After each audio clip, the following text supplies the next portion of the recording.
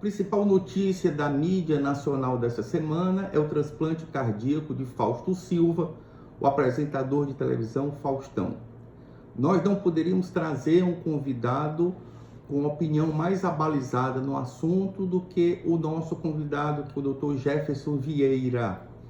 Ele é cardiologista com subespecialização em insuficiência cardíaca e transplante cardíaco, faz parte da equipe de transplante cardíaco do Hospital de Messejana, é professor do nosso programa de mestrado em Ciências Cardiovasculares da UFC, é doutor pelo INCOR, USP e tem pós-doutorado pela Universidade de Harvard.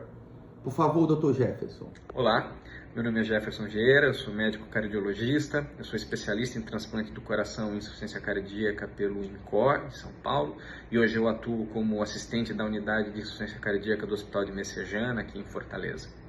Queria agradecer o professor Ricardo Pereira pelo convite para falar sobre transplantes, é um tema importante. Setembro agora a gente está entrando no mês chamado Setembro Verde, que é um mês de incentivo à doação de órgão, e recentemente muita coisa tem se falado sobre transplante, algumas coisas até fantasiosas por conta do transplante do apresentador Fausto Silva, então é um assunto importante para a gente conversar hoje. Mas antes de eu falar sobre os resultados do Messejana e como é uma lista de transplante, eu queria fazer uma contextualização histórica.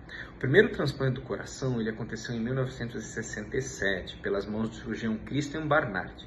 O Dr. Barnard ele fez a formação dele nos Estados Unidos, mas por conta de uma legislação um pouco mais rígida com relação à morte encefálica, ele foi aplicar os conhecimentos dele. Então, quando ele regressou à cidade do Cabo, onde lá a morte encefálica era reconhecida, você poderia usar um coração ainda batendo a despeito do diagnóstico de morte encefálica.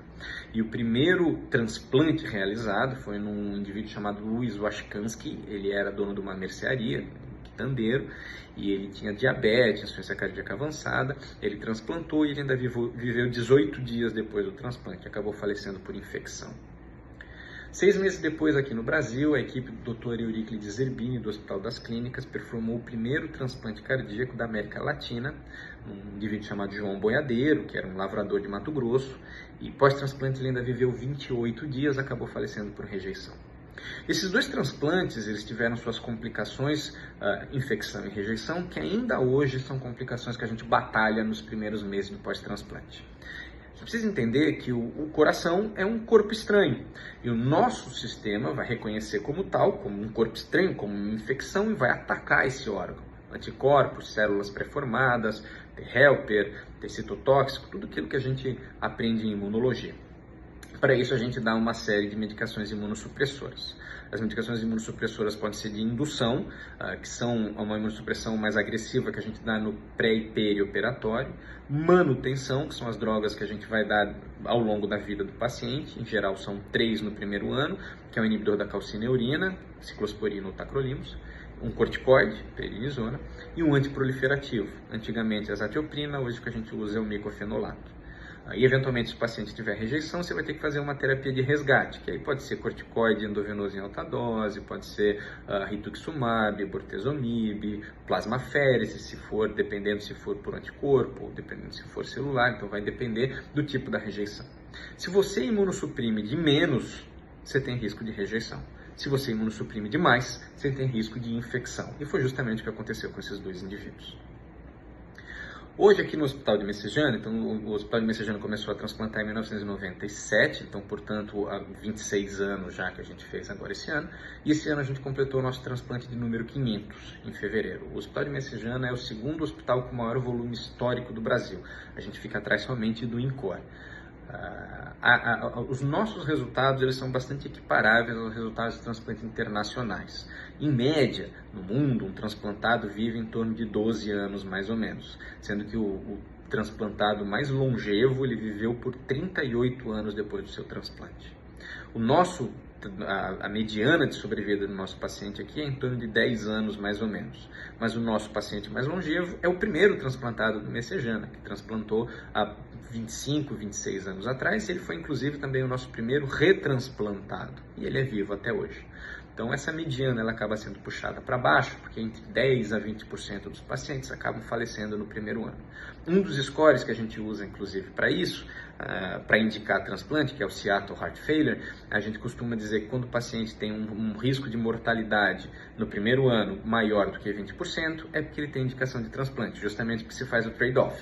Se o risco de morrer por insuficiência cardíaca é maior do que 20%, sabendo que o risco de morrer pós-transplante é de em torno de 20%, você vai dar preferência por submeter o paciente ao transplante. E como é que funciona a lista de transplante?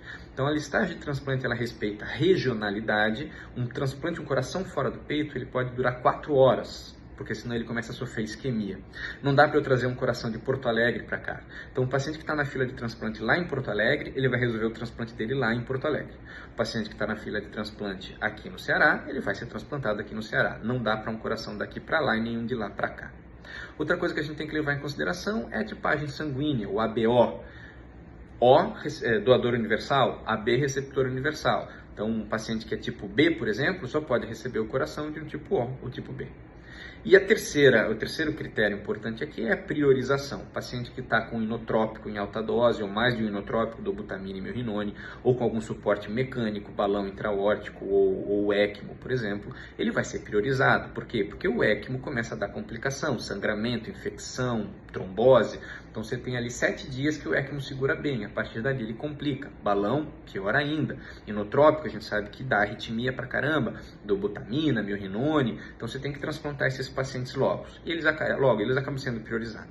Agradecemos ao Dr. Jefferson Vieira, que falou para nós sobre transplante cardíaco. Até o próximo vídeo.